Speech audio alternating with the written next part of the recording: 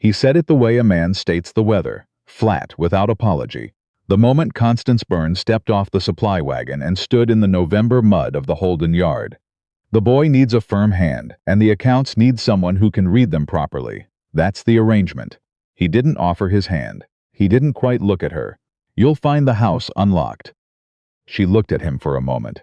Tobias Holden was a tall man, somewhere past 40, with the kind of face that had been weathered by something beyond prairie wind. Jaw set, eyes the color of frost on the Bow River, pale and absolutely still.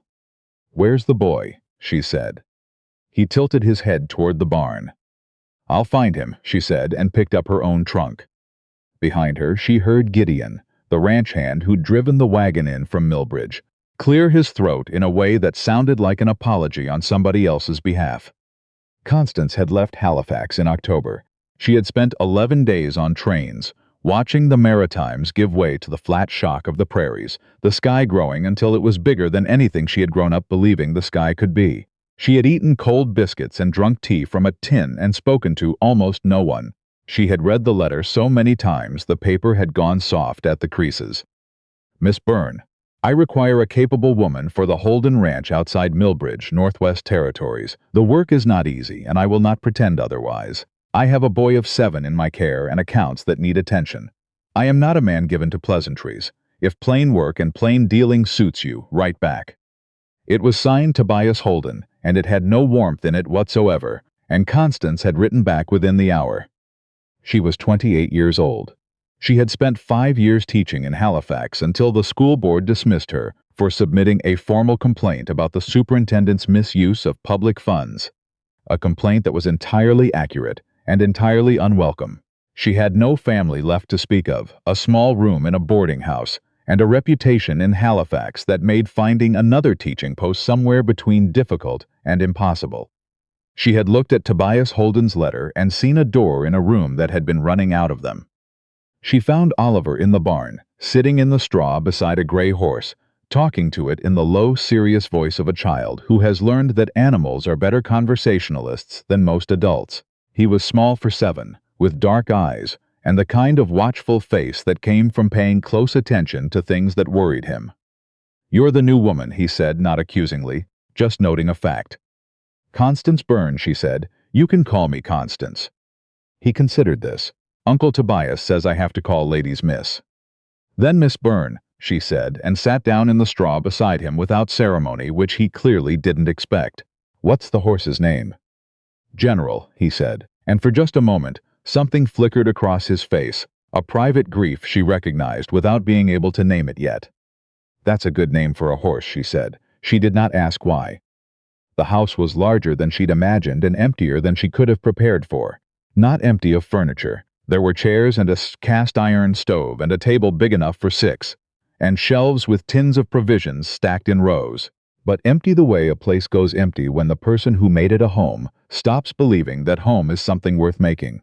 A child's drawing was pinned to the kitchen wall, a horse and 2 figures, one tall, one very small, and it had been there long enough that the paper had gone yellow at the edges.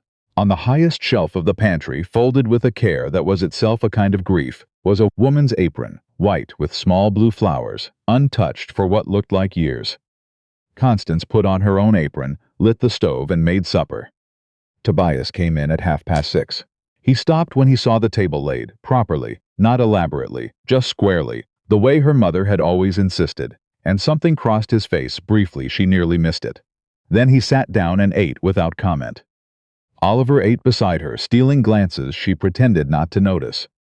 "The accounts," Tobias said, near the end of the meal. "I'll show you the ledgers in the morning." "I'll take them tonight," she said. "I'd like to start." He looked at her directly for what was perhaps the first time. His expression was not hostile. It was closer to the expression of a man who has been mildly startled by something he expected to be predictable. "All right," he said. She worked until past midnight. The ledgers were not catastrophically kept. Tobias Holden was not a careless man, but they were the records of someone who had been managing the present without thinking about the future, which was its own kind of carelessness. She found 3 billing discrepancies with the feed merchant in Lethbridge, and 1 with the supply company in Millbridge, none enormous on their own, adding up to something significant over time. She made notes in the margin in her careful teacher's script and kept reading. The first week was the longest she had known. Tobias moved through his own property like a man who had signed some private agreement with himself, not to need anything from anyone. He was in the barn before first light and came in only to eat and sleep. And even then he moved around her and Oliver with the particular courtesy of a man who has decided that distance is a form of respect. Oliver, for his part, was 8/10 silent and 2/10 suddenly, unexpectedly present. She would turn to find him watching her from doorways. He appeared at her elbow when she was in the kitchen garden and stood without speaking until she handed him a trowel. He asked her one evening, apparently out of nowhere, whether she knew how to read music, and when she said yes, looked at her with the careful hope of a child who has been disappointed before and is not yet ready to stop hoping. "My mother played the piano," he said. "We don't have one." "Can you read?" she asked. "Some," he said. "Uncle Tobias doesn't have time to teach me." "I do," she said. The look on his face at that, she had to look back at the stove. She found the problem on the 9th day. She had been working through the second ledger, the older one, its cover warped with Alberta winters, when she found the notation that stopped her cold. A loan, substantial, taken out 3 years prior. The creditor's name written at the top, Stuart Baxter, Canadian Pacific Land Agency, Fort Macleod office. The terms recorded in Tobias's steady hand, principal, interest rate, repayment schedule. But at the bottom, buried among the columns, a clause she had to read twice before she was sure of what it said. In the event of default or dispute, all Holden Ranch property, including land grant and mineral designation, reverts to creditor pending territorial arbitration. She sat very still for a moment. Then she went back through the payment records. The interest rate Tobias had recorded did not match what he had been paying. The discrepancy was not large enough to be immediately obvious. It was large enough, compounded forward over the remaining term, to make meeting the final payment nearly impossible without a very good season, and the last 2 had not been good. Tobias came in from the evening rounds and took one look at her face across the ledgers and stopped. "What is it?" he said. Not a question, a recognition. "The Baxter loan," she said. "Sit down." He didn't sit. He stood in the middle of the kitchen with his coat still on and listened to everything she had found, and she watched his face do things she couldn't quite name. He was very still throughout. "I recorded the rate he told me at signing," he said when she finished. "I know you did," she said. "The question is whether the rate in the actual document matches the rate you wrote down." Silence. "I don't have my copy," he said finally. "I kept it in the front room." After, he stopped. "It was lost when we moved things around, 3 years ago." 3 years ago. She didn't ask what had happened 3 years ago. "Then we need to find one," she said, "and I need to ask Gideon something." She asked Gideon the next morning, in the yard, casual enough that he wouldn't worry. What interest rate had Tobias mentioned when he took the loan from Baxter?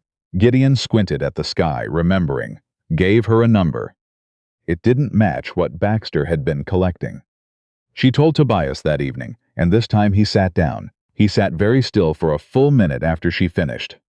"He changed it," he said. "Someone did," she said. "The question is whether it can be proven." He looked at her. "You know how to prove something like this?" She thought of the superintendent in Halifax, the expense ledgers she had compared line by line, late at night, until the discrepancies were undeniable.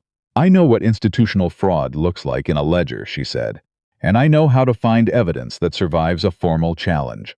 But I need access to the public land records in Millbridge, and I need you to tell me the names of anyone else who's borrowed from Baxter in the last 5 years. The names he gave her were 4. She wrote them all down. She rode into Millbridge the next morning with Oliver, who sat beside her in the wagon, and read aloud from the primer she'd found on the schoolroom shelf, haltingly but with concentration, his finger tracing each word. She made a note to find him better books. The land registry was in the back of the post office, managed by a clerk named Boyd who looked at her with polite suspicion until she cited Section 14 of the Dominion Lands Act and asked for the public record of property claims in the district. Boyd got the records. She spent 2 hours in that back room. What she found in the land filings was not a single smoking document but something almost better. A pattern. Stuart Baxter had been acquiring property interests in this district for 7 years, always through the same mechanism. A loan offered at a moment of vulnerability, terms that looked manageable, a final clause buried in the fine print that gave him priority claim in any dispute. 4 properties in 7 years. All 4 had changed hands within 3 years of the loan's origination. All 4 had gone to the Canadian Pacific Land Agency.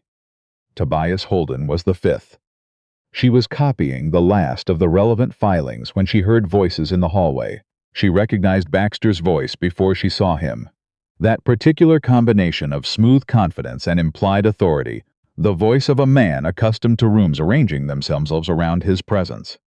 She stood, gathered her papers, and was halfway to the door when it opened and Baxter walked in. He was perhaps 55, well-dressed in the way that meant expensive in a place where expense was inconvenient, with the ruddy assurance of a man who had never spent a night wondering whether the thing he'd built was going to survive the morning. He looked at her with the careful blankness of a man recalibrating quickly. "Mrs. Holden," he said.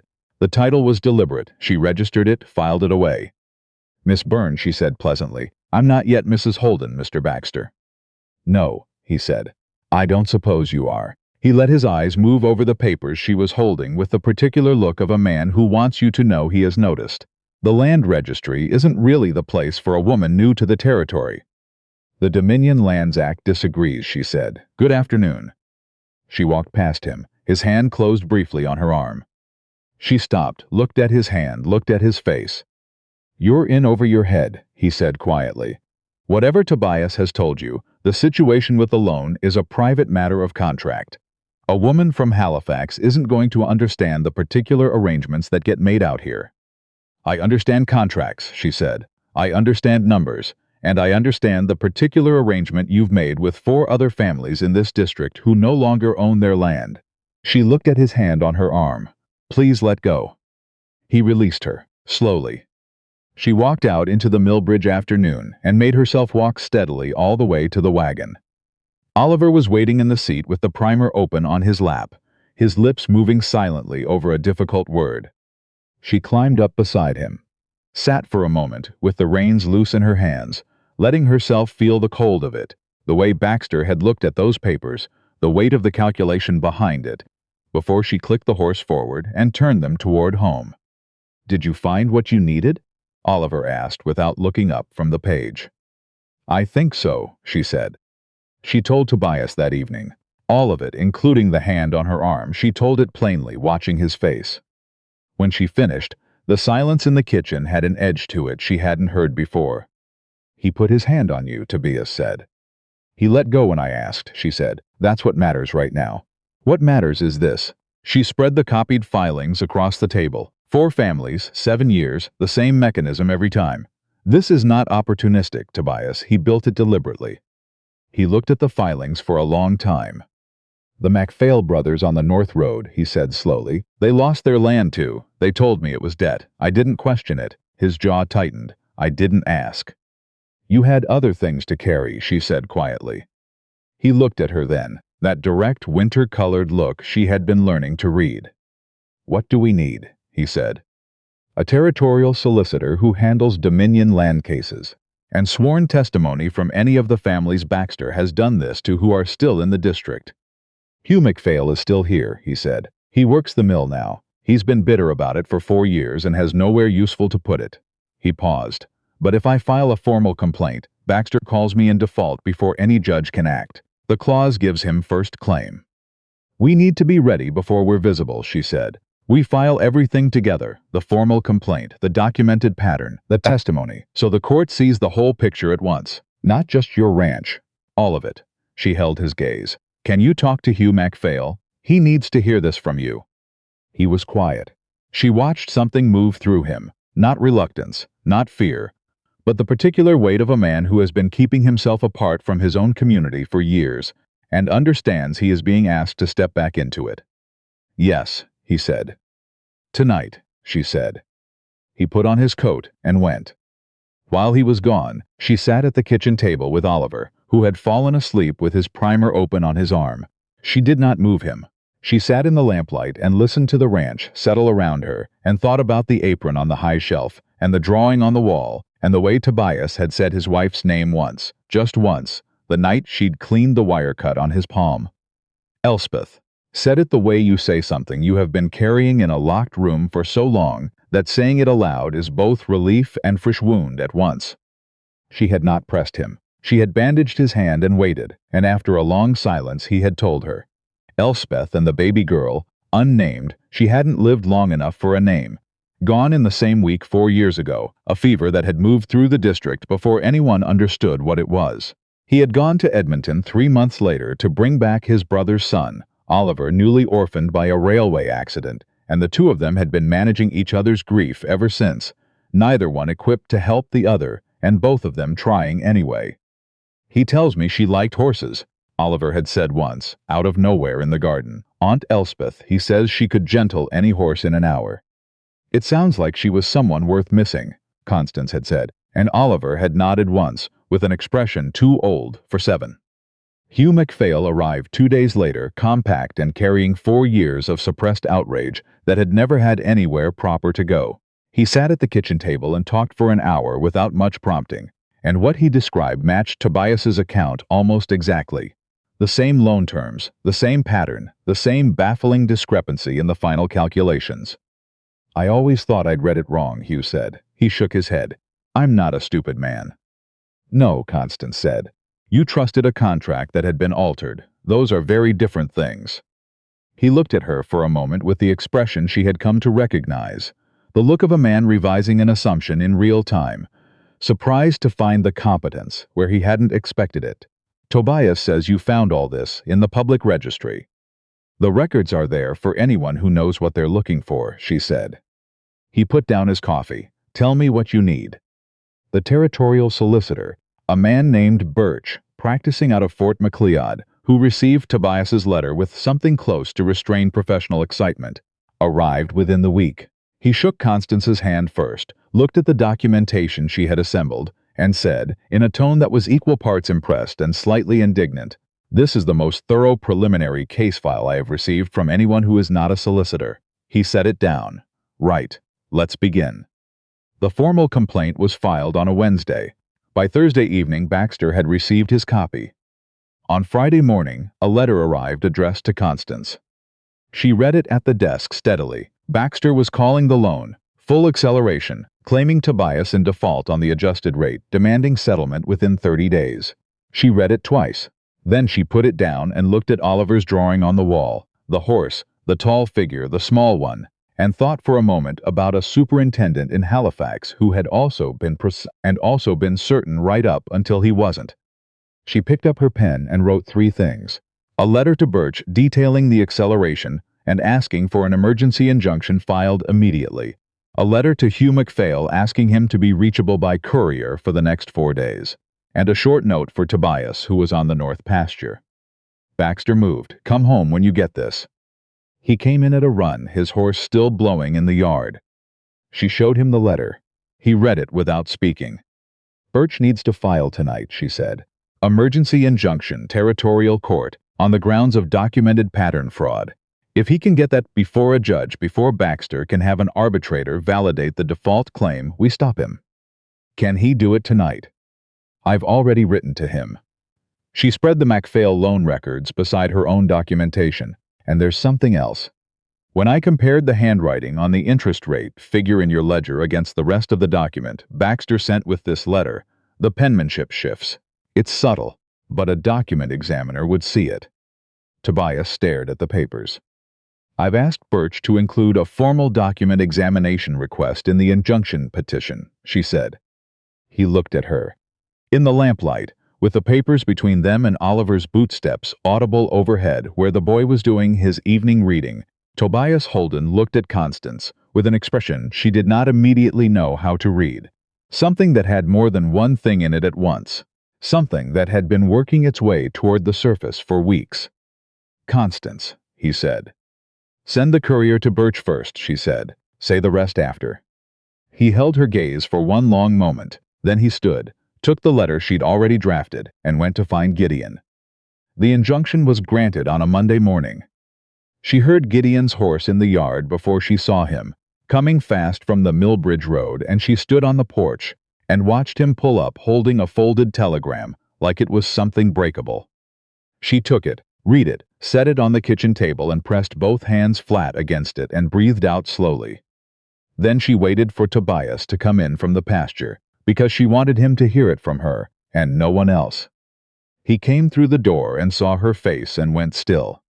The injunction was granted, she said. Territorial court, emergency order, no property transfer on Che or any Baxter holdings in the district pending a full fraud investigation. Birch will be here in 2 days. She paused. It's not finished, but the immediate threat is gone. He crossed the kitchen in 3 steps and did something she hadn't expected. He put his hands on her face, both of them carefully, the way you hold something you are afraid of dropping, and looked at her for a long moment that had every careful week in it, every deliberate distance, everything that had almost been said and been put back for the sake of something more important. "Thank you," he said. His voice was low. "It wasn't just me." "I'm not thanking you for the legal case," he said. She looked up at him. Her heart was doing something it hadn't done in longer than she could honestly account for, something enormous and entirely simple. The particular feeling of solid ground under feet that had been looking for it for years. Elspeth used to say that grief was a country you moved through, not a place you stayed, he said. I stopped moving. His hands were still on her face, his thumbs just below her cheekbones, as careful as a man who has learned that things can leave without warning. You came here, and the ranch started living again. Oliver started living again. A pause, and in the pause was 4 years. I started noticing that the effort was worth it. I'm not going anywhere, she said. I know, he said.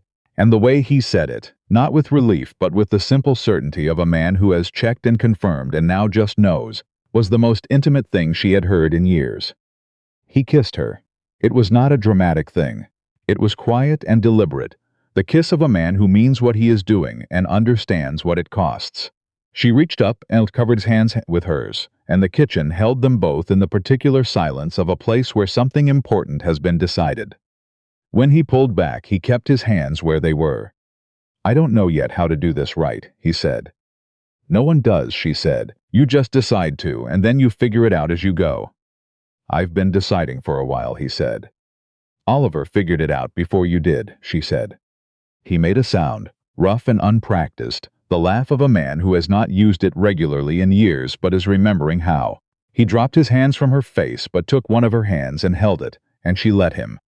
The formal ruling came 6 weeks later. Stuart Baxter was found liable on 7 counts of fraudulent contract alteration across 4 properties over 7 years.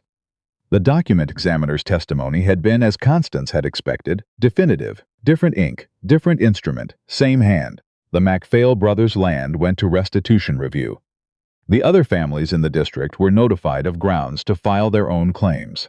Tobias Holden's land grant, every acre of it, north pasture and river frontage and the eastern ridge where the soil ran dark and rich, was confirmed in full, uncontested, in perpetuity.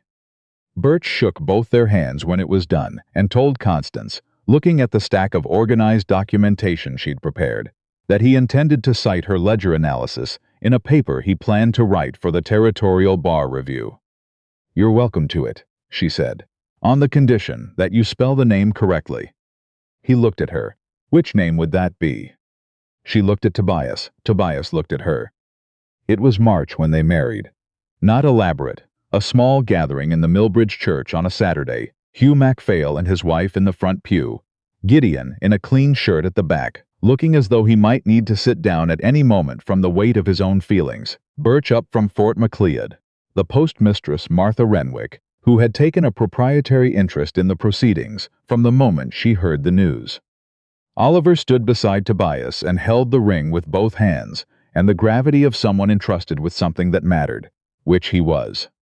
Constance stood across from Tobias in the dress she had altered herself, the dark blue wool she had brought from Halifax, the one she had saved for serious occasions, and she made her promises in a clear and steady voice, and he made his in a voice that was low and entirely meant. Afterward, walking back to the wagon in the cold March afternoon, Oliver between them, holding both their hands, Tobias said nothing for a while. Then he said, You didn't have to stay. She looked at him. When you found the ledger, when you understood what Baxter had been doing. He watched the road ahead. You could have left. It wasn't your problem. You'd been here 3 weeks. I'd been here long enough, she said. Oliver swung their joined hands, forward and back, content with the mathematics of 3 people walking together in the same direction at the same pace. She thought about the letter she'd read until the paper wore through at the folds. Plain work and plain dealing. Tobias hadn't known, writing those words, that what he was actually offering was a place to be useful, and a boy who needed someone to sit with him over a difficult page, and a ranch that was grieving the same as the man who ran it, and needed the same thing he needed. Someone to start paying attention again. She hadn't known, stepping onto the platform in Halifax with 1 trunk and no particular expectations, that there was a difference between going towards something and running from it, and that the difference, which seemed almost abstract on a train platform, would turn out to be the whole of the matter. Tobias squeezed her hand once, without looking at her, the way a man does when he has already said the important thing and doesn't need to repeat it. She squeezed back. Above them, the Alberta sky stretched vast and unhurried and cold as grace, holding all 3 of them in its impartial light. The same sky it had been the day she arrived muddy and tired and entirely without expectation. The same sky it would be for every ordinary morning still to come. Inside the farmhouse at the end of the road, the stove would need lighting. Oliver's reading lesson was waiting on the table, and Gideon had left a note about the north fence that wanted looking at before dark. She had work to do. She was exactly where she was supposed to be.